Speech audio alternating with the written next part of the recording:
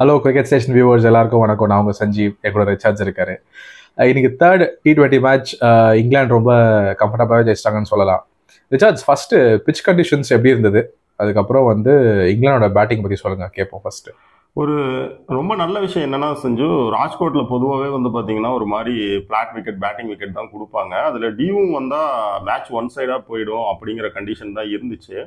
ஆனால் இன்னைக்கு ஒரு நல்ல விஷயம் என்னன்னு கேட்டிங்கன்னா, டியூவோட இம்பேக்ட் மேட்ச்சில் எதுவுமே கிடையாது. அதனால சேலஞ்சஸ் பார்த்தீங்கன்னா எல்லாத்துக்குமே ஒரு மாதிரி ஈவனாக தான் இருந்துச்சு. அது ஒரு நல்ல விஷயம். இப்போ நம்ம இங்கிலாந்து பேட்டிங்கில் கடந்த ஒரு 2 மேட்சாக அவங்க மேலே நம்ம ஒரு கிரிட்டிசைஸ் வைக்கிறோம்ல, அதாவது அந்த கண்டிஷன் சுச்சுவேஷனை புரியாமல் விளையாடுறாங்கன்னு சொல்லி. அதை இந்த முறை பார்த்தீங்கன்னா அந்த ஒரு ஃபர்ஸ்ட் 8 ஓவரில் கரெக்ட் பண்ணியிருந்தாங்க. வில்சால்ட் ரொம்ப மோசமான ஒரு ஃபார்மில் தான் இருக்காரு. இந்த டைமில் பார்த்தீங்கன்னா ஜோஸ் பட்லர் ஃபர்ஸ்ட் டவுன் வராரு. 6 ஓவர் முடியுது, ஒரு 50 கிராஸ் பண்ணியிருக்காங்க, ஒரு 58. அவர் 11 பால் ஃபேஸ் பண்ணி ஜோஸ் பட்லர் பார்த்தீங்கன்னா 9 ரன் தான் எடுத்திருக்காரு. அந்த அளவுக்கு பெண்டக்கட்டுக்கு சப்போர்ட்டிவ் ரோல் பண்ணாரு, கொஞ்சம் பொறுமையா இருந்தாரு. பெண்டக்கட் எந்த அளவுக்கு மாறிக்கிட்டாரு, புத்திசாலித்தனமா இருந்தாருன்னு சொல்லணும்னா, வாஷிங்டன் பவர் பிளேல வந்தாரு பாத்தீங்களா, அந்த ஓவரை நம்ம பர்டிகுலரா சொல்லலாம்.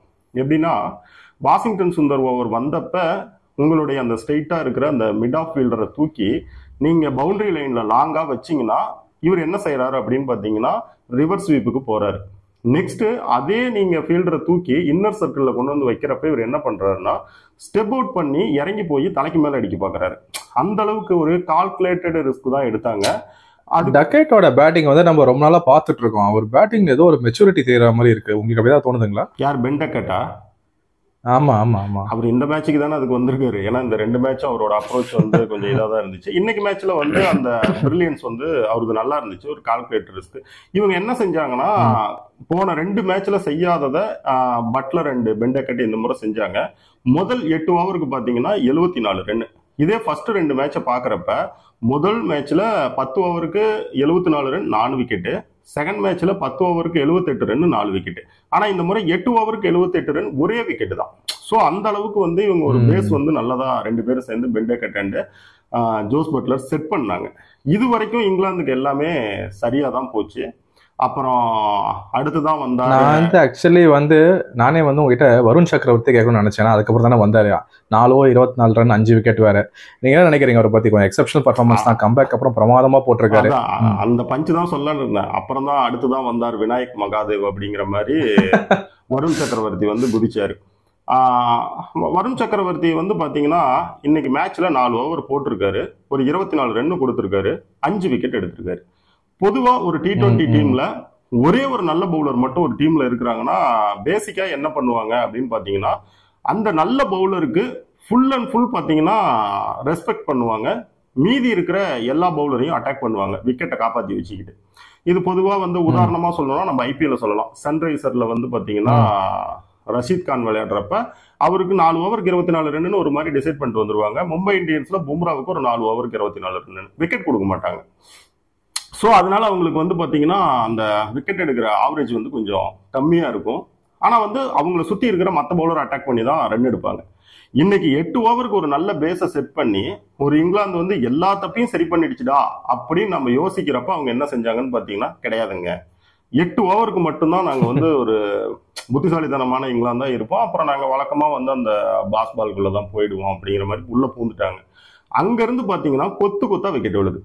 9வது ஓவர்ல ஜோஸ் பட்லர் விக்கெட்டை எடுக்கிறார் வருண் சக்கரவர்த்தி. அங்க அவங்களுக்கு ஆரம்பிக்குது பிரச்சனை. அவங்கள ஒரு 8 விக்கெட்டுக்கு ஒரு 130க்குள்ள கொண்டு வந்துட்டாங்க. அதுக்கு மேல அடம் பிடிச்சு நான் என்னுடைய 5 ஸ்பின்னர் ஒரு டீம்ல வச்சு விளையாடுவோன்றதுக்காக இன்னைக்கும் ரவி பிஸ்னாய் உள்ள இருந்தார் பாத்தீங்களா, அதை தான் அந்த ஓவரை பனிஷ் பண்ணாரு. யாரு, லிவிங்ஸ்டன் பனிஷ் பண்ணாரு. சோ அந்த இடத்துல என்னாச்சுன்னு பாத்தீங்கன்னா, அவங்க ஒரு 170ங்கிற ஒரு ஸ்கோருக்கு வர்றதுக்கு அந்த அட்டாக் பண்ணது அங்க ரொம்ப முக்கியமான காரணமா இருந்துச்சு. எனக்கு இப்பயும் இதுக்குள்ள ஒரு புரியாத ஒரு விஷயம் என்ன இருக்குன்னு கேட்டீங்கன்னா, நீங்க 2026 வேர்ல்டு கப்பை நினைச்சாலும் கூட உங்ககிட்ட ஹர்ஷ்தீப்பும் பும்ராவும் உங்க பிளேயிங் லெவன்ல கட்டாயம் இருப்பாங்க, ஹர்திக் பாண்டியாவும் இருப்பாரு. அப்படிங்கிறப்ப உங்ககிட்ட வாஷிங்டன் சுந்தர் மாதிரி ஒரு ஆல்ரவுண்டருக்கு தான் அந்த 8வது இடம் ஒரு ஸ்பின்னர் காலியா இருக்குமே தவிர ரவி பிஸ்னாய் காலியா இருக்காது. புரியுதுங்களா நான் சொல்றது? ஏன்னா நீங்க 8வது இடத்துல ஒரு ஆல்ரவுண்டர் ஒரு தேவைன்னு நினைக்கிறீங்க.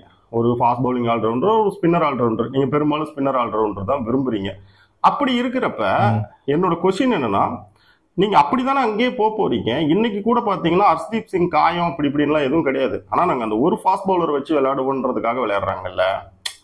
இந்த முயற்சி வந்து நான் எப்படி பாக்குறேன்னா, இன்னைக்கு 2 ஃபாஸ்ட் பவுலரை கூட சமயம் வச்சு விளையாண்டு இன்னைக்கு ஒரு டிசைடர் மேட்ச் மாதிரி தானே இந்தியாவுக்கு. இது ஜெயிச்சிருந்தா அடுத்த 2 மேட்ச் சும்மா தானே இருக்கு.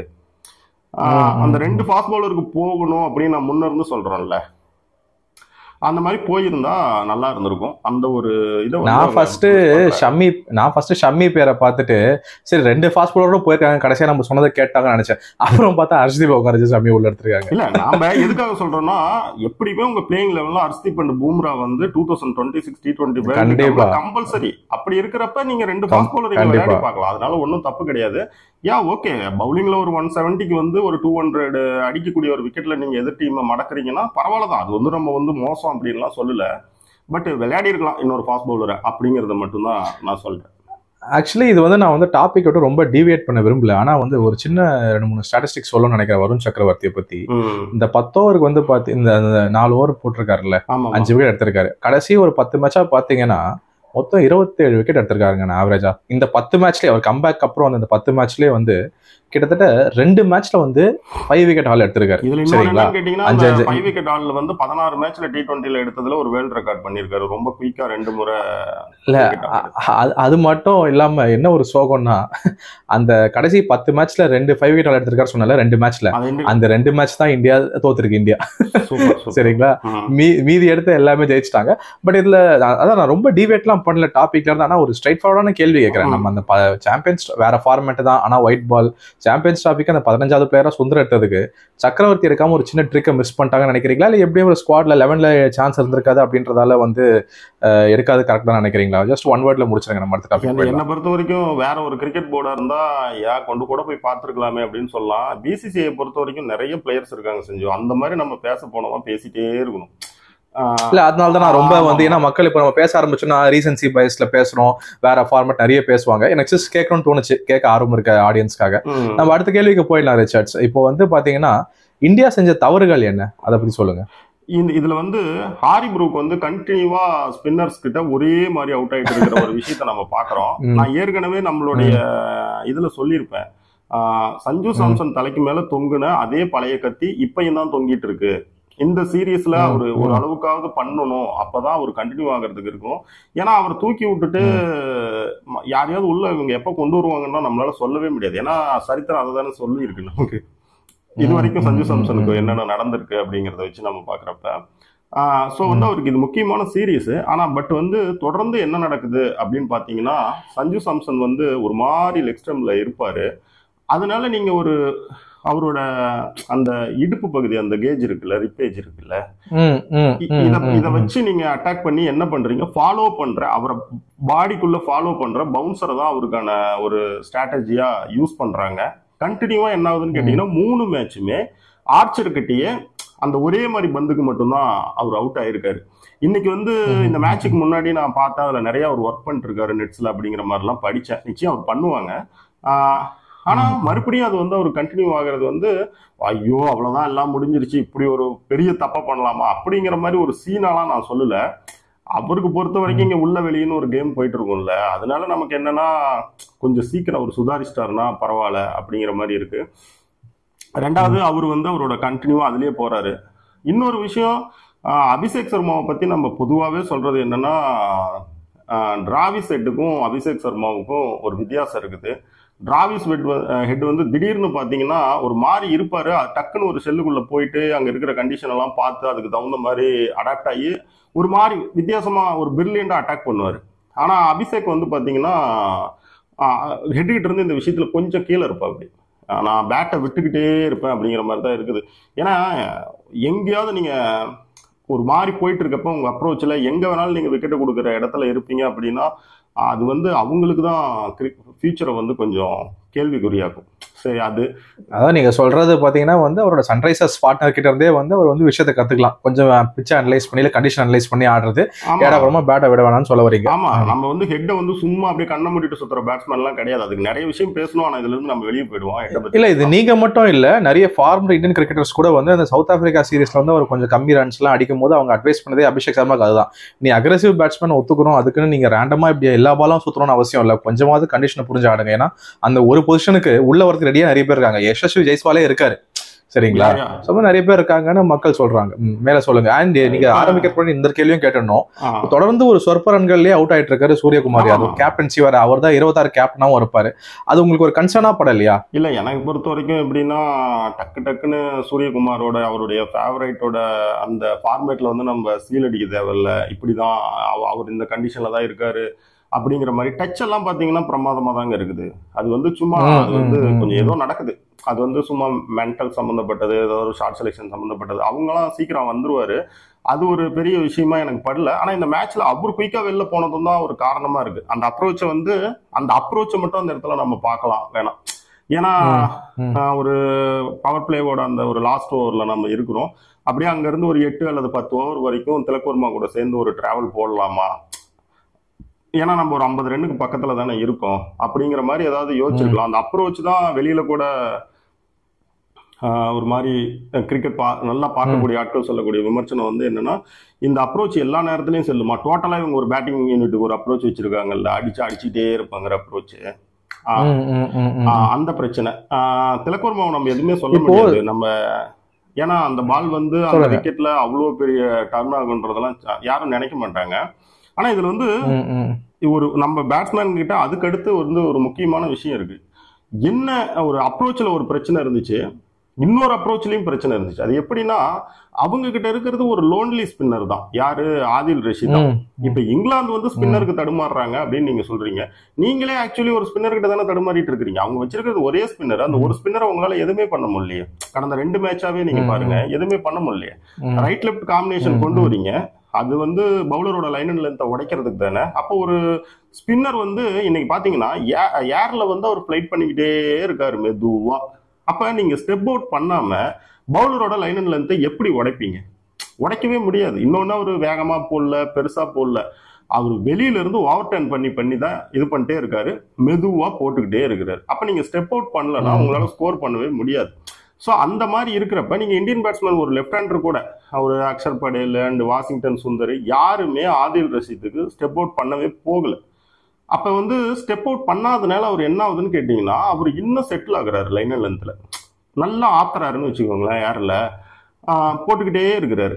அடுத்து அவங்களுடைய 5th பவுலர்னா அது ஓவர்டன் தான். லிவிங்ஸ்டன் அண்ட் ஓவர்டன் சேர்ந்து ஏதாவது பண்ணுவாங்க. ஆனா இன்னைக்கு ஓவர்டனே 4 ஓவர் போட்டிருக்காரு. அந்த 4 ஓவர்ல பாத்தீங்கன்னா நீங்க அவர் அட்டாக் பண்ணணும். ஆனா நம்ம இங்கிலாந்தை வந்து எதுவுமே அவங்களுடைய திட்டங்களை வந்து பாராட்டாம போக முடியாது. எப்படி சொல்ல வரேன்னா, சஞ்சு சாம்சனுக்கு வந்து அந்த பாடிக்குள்ளால ஃபாலோ பண்ணி போற அந்த பவுன்சரை கொண்டு வந்திருந்தாங்க அப்படின்னா, ஃபீல்டிங் செட்டப்பையுமே நீங்க பார்க்கணும். அவங்க என்ன செஞ்சாங்கன்னா, உங்களுக்கு வந்து நான் ஒரே பக்கமா அந்த பவர் பிளேவில் 2 ஃபீல்டரையும் வச்சு நான் ஒரே பக்கம் நான் அடிக்க வச்சு நான் வந்து விக்கெட் எடுக்கிறேன் அப்படிங்கிற மாதிரி அட்டாக் மைண்ட் செட்ல போகல. முன்ன அப்படிலாம் போனாங்க.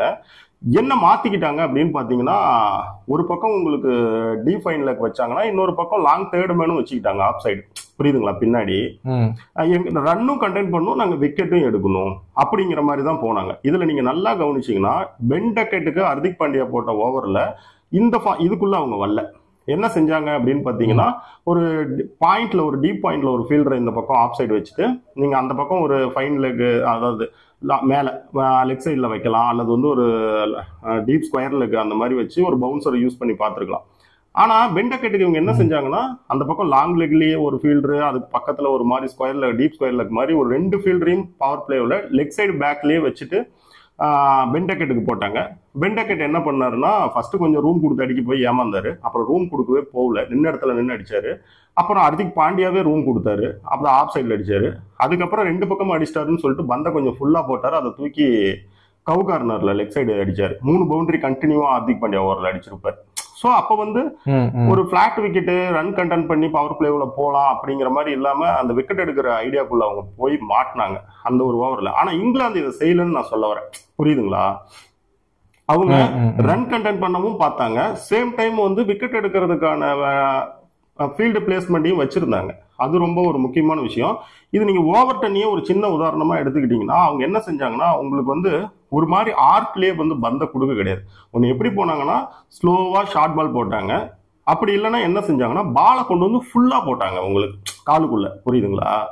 அப்போ வந்து உங்களுக்கு பேட்டை விட்டு அடிக்கிறதுக்கான ஏரியாவே உங்களுக்கு கொடுக்கல. அவங்க வந்து வித்தும் கொடுக்கல, உங்களுக்கு வேகமும் கொடுக்கல. நெக்ஸ்ட் வந்து பாத்தீங்கன்னா பந்த ஃபுல்லா போட்டாங்க, அப்படி இல்லைன்னா ஸ்லோவா ஷார்ட்டா போட்டாங்க. நீங்க ஹர்திக் பாண்டியாவோட கடைசி 2 ஓவர் பார்த்துருப்பீங்கல்ல. ஹர்திக் பாண்டியா அந்த பிச்சில் என்ன பண்ணாரு அப்படின்னு பாத்தீங்கன்னா, பந்த ஸ்லோவா அப்படியே ஷார்ட்டா போட்டுக்கிட்டே இருந்தாரு. அப்போ வந்து என்னன்னா, அது கொஞ்சம் அங்க அந்த விக்கெட்ல வந்து ஹெல்ப் இருந்துச்சு. அதை அப்படியே காப்பி பண்ணி எடுத்துட்டு வந்து இங்கிலாந்து அப்படியே செஞ்சாங்க திருப்பி. நம்ம ஓவர் டென்னுக்கு மட்டும் 2 விக்கெட்டோ 3 விக்கெட்டோ கொடுத்துருக்குறோம்னு நினைக்கிறேன் ஆக்சுவலி. ஆனா அவரோட 4 ஓவர்ல நம்ம ஒரு 25 ரன் தான் அடிச்சிருப்போம். நீங்க அவங்களோட 5th பவுலரையும் அடிக்கல, அவங்க கிட்ட இருக்கிற ஒரு லோன்லி ஸ்பின்னர் ஆதில் ரஷீத்தையும் அடிக்கலங்கிறப்ப நீங்க ஒரு 170 போய் டச் பண்ணவே முடியாது. இவங்க பேட்டிங்கா நீங்க எடுத்துக்கிட்டீங்கன்னா, இவங்களோட அப்ரோச்ல வந்து எங்க பிரேக் போட்டு எப்படி வந்து ஒரு கால்குலேட்டட் ரிஸ்க் எடுத்து விளையாடணுங்கிற வேலையும் செய்யல. நெக்ஸ்ட் இன்னொன்று பார்த்தீங்கன்னா, அவங்களோட லோன்லி ஸ்பின்னர் வந்து சும்மா தூக்கி போட்டு ஆட்டிக்கிட்டு இருக்காரு. ஸ்டெப் அவுட் பண்ணி லைன் அண்ட் லென்த்தை உடைக்கலான்னு அந்த இடத்துக்கு தேவையான ஒரு அக்ரெசிவான ஒரு இதுக்குள்ளேயும் போகல. இந்த மாதிரி தப்பெல்லாம் இவங்களோட பேட்டிங்ல இருந்துச்சு. இந்த தோல்வியே ரொம்ப அவசியம் தான் செஞ்சு என்னை பொறுத்த வரைக்கும். ஏன்னு கேட்டீங்கன்னா, எல்லாமே உங்களுக்கு அங்க இங்க இருந்து தானே தெரியும். இப்போ இந்த மாதிரி ஒரு பிளேயிங் லெவல்ல போனா இப்படி இப்படி பிரச்சனைகள் வருமா, இந்த அப்ரோச்ல போனா இந்த மாதிரி பிரச்சனை வருமான்னு தெரியும்ல. கண்டிப்பா எல்லா மேட்ச்லயும் எல்லா டோர்னமெண்ட்லயும் ஒரு தோல்வி இருக்கணுங்க. அப்பதான் ப்ரொசீட் பண்ணுவாங்க. அதனால இதுலயும் வந்து இருக்கிறது கரெக்ட் தான். அதுவும் வந்து இது வந்து 2026க்கு மையமா வச்சு பார்க்கும்போது கண்டிப்பா உங்களுக்கு ஒரு ஏர்லி லாஸ் இருக்கிறது அவசியம் தான். இதுல இன்னொன்னு பாருங்க, நீங்க த்ரூவ் ஜூரல் வந்து உங்களுக்கு ஒரு கம்ப்ளீட் பேட்ஸ்மேன் ஒரு 8வது இடத்துக்கு கொண்டு வரீங்க. ஓகே, ரைட் அண்ட் லெஃப்ட் காம்பினேஷனுக்காக கொண்டு வந்தீங்க, அதை ஓகே எடுத்துக்கலாம். 8வதுக்கு நானே அதை உங்ககிட்ட கேட்க வந்தேன், அது அவ்வளவு லோவா வரதும் கரெக்ட் நினைக்கிறீங்களா நான் கேட்க வந்தேன். பட் நீங்க சொல்லுங்க, அது ஒன்றும் அவ்வளவு பெரிய தப்பு கிடையாது. ஆனா என்னோட கொஸ்டின் என்னன்னு கேட்டீங்கன்னா, செட்டிலான பேட்ஸ்மேன் ஹர்திக் பாண்டியாவா இருந்தாலுமே இன்னும் வெளியில 2 ஓவர் இருக்கிறப்ப நீங்க ஒரு லாஸ்ட் பால்ல வந்து த்ரூவ் ஜூரலுக்கு அவருக்கு நீங்க சிங்கிள் எடுக்க மாட்டீங்க அப்படின்னா அது எப்படின்னு என்னால புரிஞ்சுக்க முடியல. நீங்க அப்படி ஒரு அந்த பையன் ஒரு ஒரு பினிஷர் ரோல்லாம் அவனுக்கு இருக்கு ராஜஸ்தான் ராயல்ஸ்ல. ஏற்கனவே அந்த ஏரியாவில் விளையாண்டுதான் வந்திருக்கிறாங்க. அங்க விளையாடுறதுக்கு உள்ள பூந்ததுமே அடிக்கிறதுக்கு தானே அவர் பிராக்டிஸே பண்றாரு வெளியில. புரியுதுங்களா?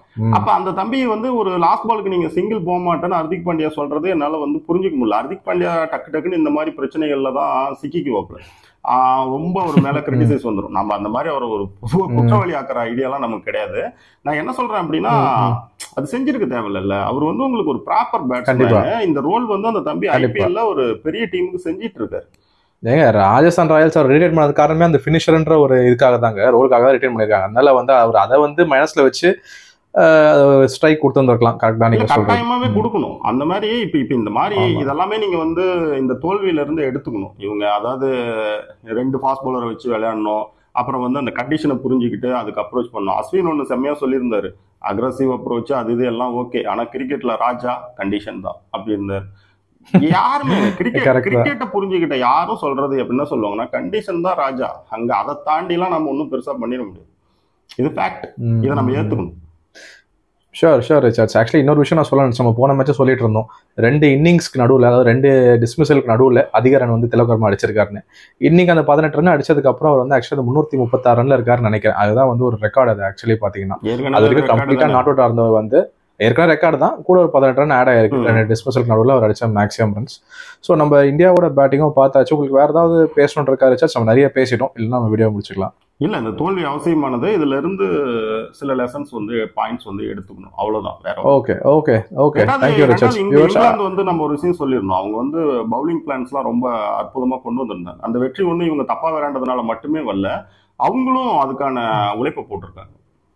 அவங்களோட நல்ல போலிங்கும் இருக்குன்னு சொல்ல வரீங்க, நல்ல பிளானிங்கும் இருக்குன்னு. ஓகே ரிச்சர்ட்ஸ், உங்க இன்புட்ஸ்க்கு ரொம்ப நன்றி. வியூவர்ஸ், நம்ம 4வது T20 மேட்ச் முடிஞ்சதுக்கப்புறம் இதே மாதிரி நம்ம வந்து போஸ்ட் அனாலிசிஸோட அவங்களை சந்திக்கிறோம். அது வரைக்கும் thank you Richards. Thank you viewers. Thank you viewers and Sanju, thanks.